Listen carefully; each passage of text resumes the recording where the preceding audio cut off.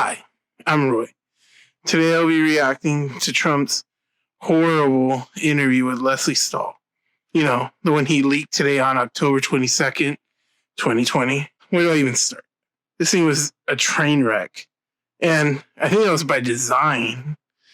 I think Trump was purposely obtuse and hard to deal with during the interview. He just wanted bait for his people. Look, the media is so antagonistic, which to some degree they're supposed to be.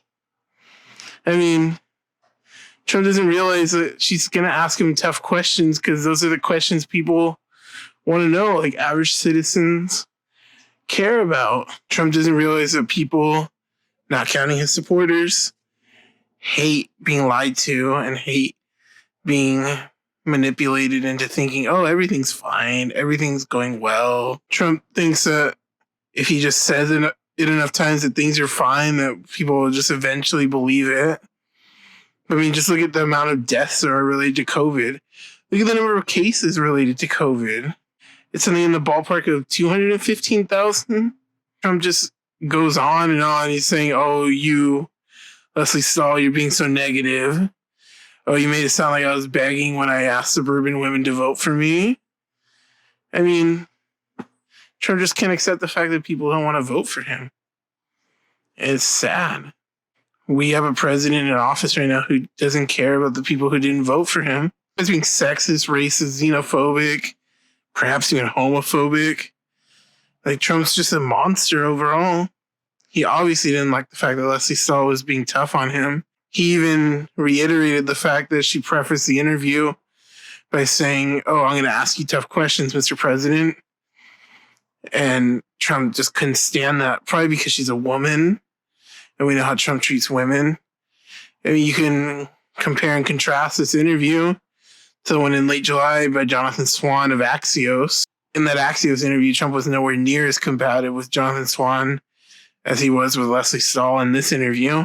We see that Donald Trump was pushed by Jonathan Swan, but when it was nowhere near as angry or antagonistic as he was with Leslie Stahl of 60 Minutes. I think the reason is Trump doesn't like being pressed by a woman, a powerful woman, someone with as much experience as Leslie Stahl in the industry and the news industry. We see that Trump, it just gets to his very core that someone like her could push his buttons and ask him hard-hitting questions that the American people actually care about. Trump just can't stand it. How can you blame him when you've done as terrible a job as he has? He's done such an awful job with COVID and his response to it. That's why the U.S. has so many cases. Had he done a better job at dealing with the pandemic, we probably would not have had to lock down as severely as we have had to do, especially here where I live in California. Because the cases are so high, people take Trump's words seriously because his words matter as president. If he doesn't require masks at his rally, if they're just highly encouraged, that's going to keep the cases going up and up and up. His supporters don't realize if they don't wear masks or take the proper precautions, it affects everybody in our society, not just them. So it's actually pretty selfish on them. And even more selfish on our president because he doesn't think that doing the right thing, it's actually pretty selfish of Trump to not be more strict and be more of an advocate of masks and social distancing than he has been. Because when you think about it, his supporters, they listen to him. They take him seriously. If he said, wear a mask, social distance, wash your hands, all the right things that Dr. Fauci says, they would do it. If they saw him wearing a mask all the time, they would do it. Trump actually mocks Joe Biden for listening to scientists. Trump actually mocks Biden for being more receptive to the information from scientists like Dr. Fauci. He thinks that makes Biden look weak. But Biden even pointed out on Twitter, he's like, of course I'll listen to Dr. Fauci. I think that's obviously a good thing. And Trump thinks that's a harsh attack line, but it just backfired royally on him. So Trump doesn't realize that his attacks just fall flat when they're good things. And Leslie Stahl just asked him basic questions, and Trump couldn't take the heat.